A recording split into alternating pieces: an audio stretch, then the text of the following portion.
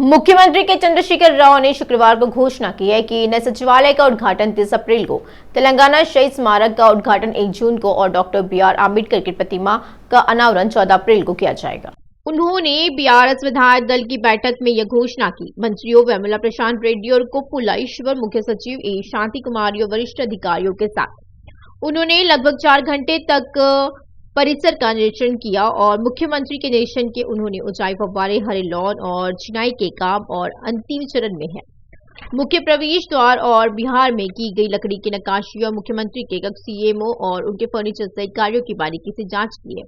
उन्होंने कार्यों के निष्पादन पर संतोष व्यक्त किया और सफेद दीवारों और संगमरमर के फर्श पर सोने की सीमा की सराहना की है जो दीवार के रंगों के अनुरूप है। उन्होंने चौड़े गलियारों का निरीक्षण किया और भवन में वेंटिलेशन के लिए अधिकारियों की सराहना की है। उन्होंने मुख्य सचिव के कक्षों, सम्मेलन कक्ष, आगंतुकों के लिए प्रतिशालय और सुविधाओं का भी दौरा किया है।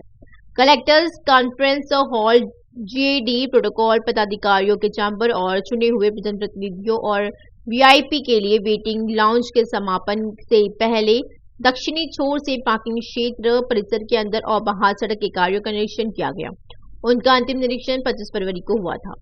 चंद्रशेखर राव बाद में सचिवालय से सटे आम्बेडकर प्रतिमा का निरीक्षण करने गए। उन्होंने प्रथम तल के कार्यों का निरीक्षण करने के बाद ऑडिटोरियम, फाउंटेन व लैंडस्केपिंग कार्यों का जायजा लिया।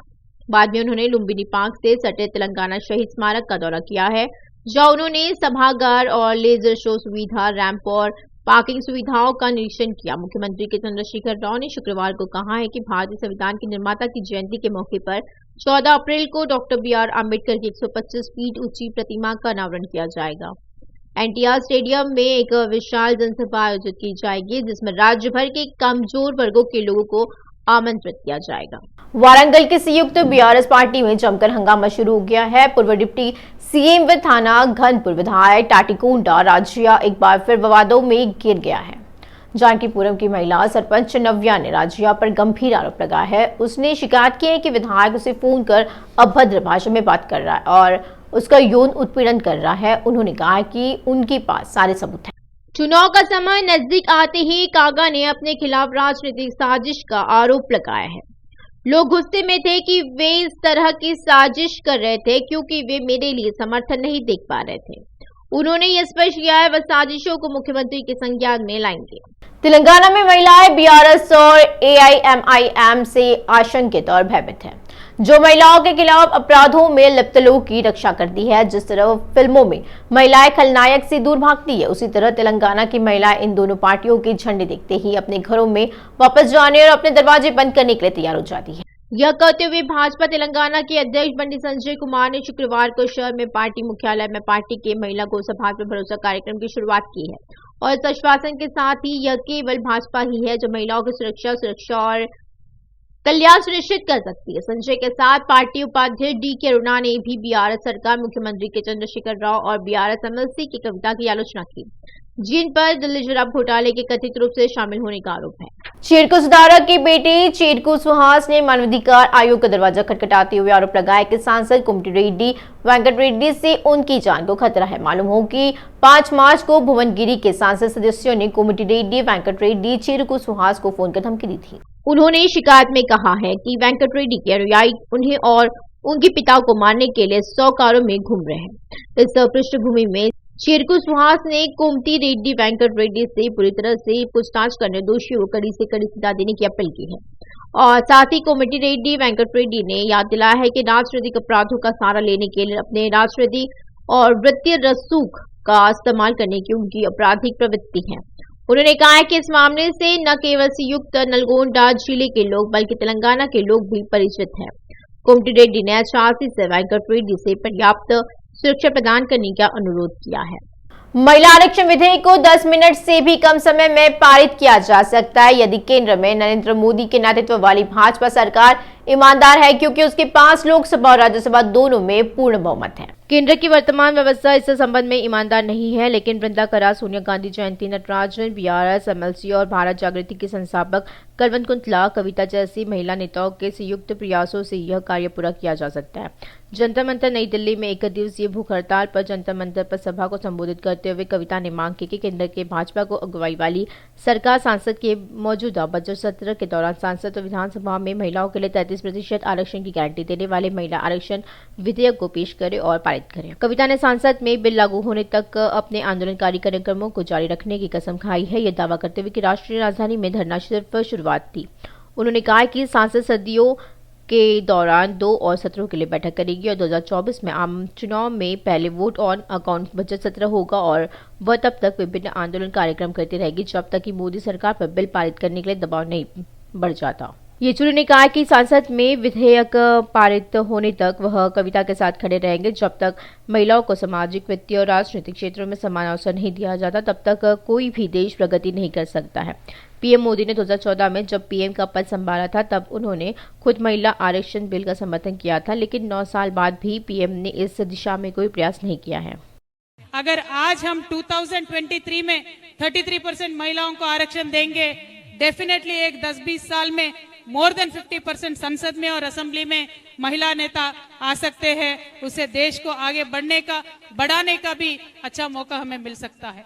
और नरेंद्र मोदी जी से, राष्ट्रपति हमारे महिला है, मैं खासकर हमारी राष्ट्रपति जी से विज्ञप्ति करती हूँ, प्रार्थना करती हूँ कि राष्ट्रपति जी आप इंटरेस्ट लीजिए, ये महिलाओं का मुद्दा है, महिलाओं के पक्ष में आप खड़े हो जाइए। इस मंच से मैं आपको रिक्वेस्ट करती हूँ, हमने इस मंच में जितने भी लोग आए हैं उनसे हमने सिग्नेचर लिए हैं और एक हम लेटर प्राइम मिनिस्टर साहब को, एक लेटर हम राष्ट्रपति जी को भी इस मंच से पेश करने जाएंगे। हम हाँ, एवरीबडी हैज साइन, सो हम उनको भी ये लेटर देंगे। आगे चल के जब दिसंबर 13 से सत्र शुरू होगा हम प्रेशर भी उन पे लगाए रखेंगे। तो ये तो शुरुआत है, जैसे बोलते हैं एक छोटा चिंगारी है, आज शुरू हो गया है, ये बढ़ेगा, जरूर बढ़ेगा। ये तब तक खत्म नहीं होगा जब तक महिला आरक्षण हिंदुस्तान में हम पाकर रहेंगे। और मैं ये कहना चाहती हूँ कि तेलंगाना के पावन धरती पे जब भी कोई आंदोलन शुरू हुआ है वो मुहिम मंजिल तक पहुंचा है, तो ये मुहिम भी जरूर मंजिल तक पहुंचेगा, ऐसा मैं मानती हूँ। कांग्रेस विधायक जग्गा रेड्डी का सीएम केसीआर को पत्र जारी है। हाल ही में उन्होंने वीओई कर्मचारियों की समस्याओं के समाधान के लिए एक और पत्र लिखा था। उन्होंने याद दिलाया कि वीओए ने तेलंगाना आंदोलन में महत्वपूर्ण भूमिका निभाई थी। वीओए ने कहा है कि पिछले 20 वर्षों से महिलाएं ग्रामीण स्तर पर द्वारका संघों के माध्यम से आर्थिक और सामाजिक रूप से विकसित होने के लिए काम कर रही है। केसीआर से वीओए का समर्थन करने की अपील की गई थी। तेलंगाना जन समिति पार्टी के नेतृत्व में मिलियन मार्च की भावना से तेलंगाना बचाओ सम्मेलन का आयोजन किया गया। टीजेएस पार्टी के अध्यक्ष प्रो कोदंडराम ने अध्यक्षता की, जबकि तेलंगाना आंदोलन में सक्रिय रूप से काम कर चुके विभिन्न क्षेत्रों के बुद्धिजीवियों और तेलंगाना के कार्यकर्ताओं ने सम्मेलन में भाग लिया।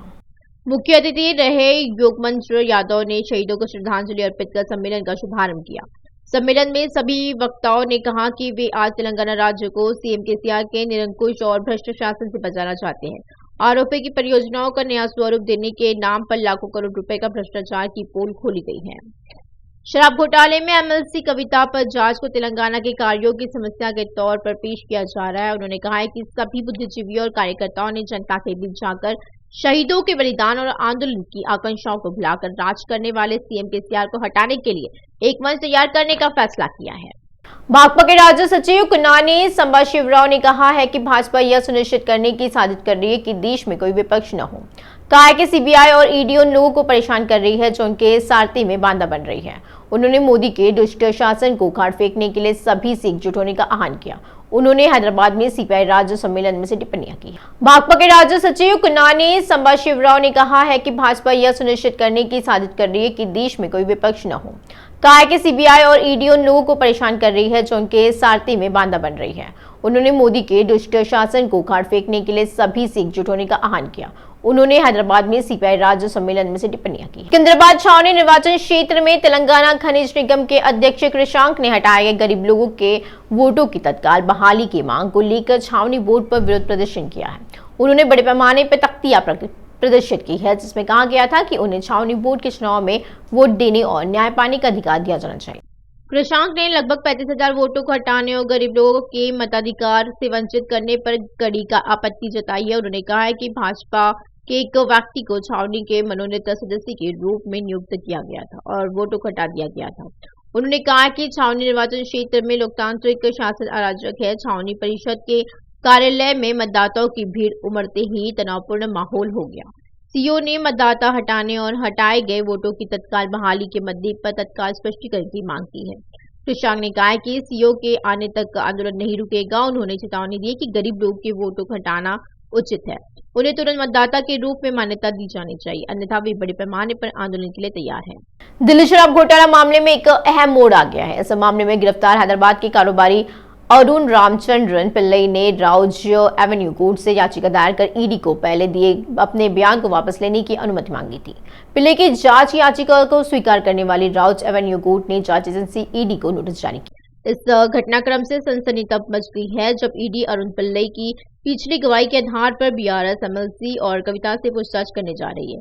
ईडी ने अपनी रिमांड रिपोर्ट में कहा है कि पिल्लई ने अपनी जांच के दौरान स्वीकार किया कि वह एमएलसी कविता के प्रतिनिधि थे।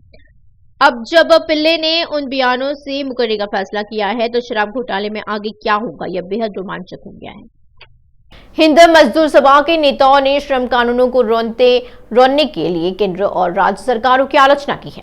उन्होंने कहा कि श्रम विभाग राज्य सरकार के हाथों की कठपुतली की तरह काम कर रहा है और श्रम कानूनों को लागू करने और समान काम के लिए समान वेतन देने की मांग को लेकर चिकटपल्ली में श्रम आयुक्त कार्यालय के सामने मजदूरों के साथ विरोध प्रदर्शन किया है। राज्य का श्रम विभाग बोर्ड की न्यूनतम मजदूरी की सिफारिशों पर ध्यान नहीं दे रहा है। उन्होंने ऐसा करने के लिए गजट की आलोचना की। भले न्यूनतम मजदूरी देने की सिफारिश किए हुए 3 साल हो गए हैं। अधिकारियों पर ठेकेदारों से मिलीभगत कर मजदूरों के अधिकारों की अनदेखी करने के आरोप है। उन्होंने साफ कर दिया है कि श्रम कानूनों के लागू होने तक उनका संघर्ष जारी रहेगा। प्रेम प्रसंग में मारे गए बालापुर के युवक ने घटना को लेकर पंडरीनाथ डीजीपी से मुलाकात की। डीजीपी को बताया गया कि बालापुर में एक युवक की बेरहमी से हत्या कर दी गई। उन्होंने याद दिलाया कि पुलिस ने घटना को दबाने की कोशिश, लेकिन डीजीपी ने कहा उन्होंने इस मामले में जिम्मेदार लोग को गिरफ्तार करने का वादा किया है। उन्होंने कहा है कि डीजीपी अंजनी कुमार ने हमारी मांग पर सकारात्मक प्रतिक्रिया दी है। नकली सोने का झांसा देकर 1 लाख रुपए की चोरी की घटना को अंजाम दिया है। शीनू, जो जयशंकर नगर बन्नंगपेटा में रहती है, गणेश नाम के एक आदमी ने शीनू को बताया कि उसके पास शुद्ध सोना है और उसके पास जो सोने की पट्टी है उसमें से एक कोना काट कर कहीं परखने को कहा। कम कीमत पर सोना मिलने की उम्मीद से उसने एक सोने की दुकान में एक टुकड़ी का परीक्षण किया और कहा कि जो उसने पेश किया वह असली सोना था। बेगमपेट में ओल्ड एयरपोर्ट रोड के पास मनोहर होटल में इस महीने की 12 तारीख को भारत का सबसे बड़ा स्टडी अब्रॉड फंडिंग एक्सपो आयोजित किया जाएगा। कार्यक्रम दोपहर 3 बजे से शाम 7 बजे तक होगा। इस कार्यक्रम का आयोजन भारत के सबसे बड़े education finance platform We Make Scholars द्वारा किया जाएगा। सेफ 2023 में छात्रों को अंतर्राष्ट्रीय छात्रवृत्ति के लिए भारत में सबसे कम ब्याज दरों वाले 14 बैंकों से तत्काल शिक्षा ऋण पूर्व मंजूरी प्राप्त करने का अवसर मिलेगा। बेगमपेट में ओल्ड एयरपोर्ट रोड के पास मनोहर होटल में इस महीने की 12 तारीख को भारत का सबसे बड़ा स्टडी अब्रॉड फंडिंग एक्सपो आयोजित किया जाएगा। कार्यक्रम दोपहर 3 बजे से शाम 7 बजे तक होगा। इस कार्यक्रम का आयोजन भारत के सबसे बड़े education finance platform We Make Scholars द्वारा किया जाएगा। सेफ 2023 में छात्रों को अंतर्राष्ट्रीय छात्रवृत्ति के लिए भारत में सबसे कम ब्याज दरों वाले 14 बैंकों से तत्काल शिक्षा ऋण पूर्व मंजूरी प्राप्त करने का अवसर मिलेगा।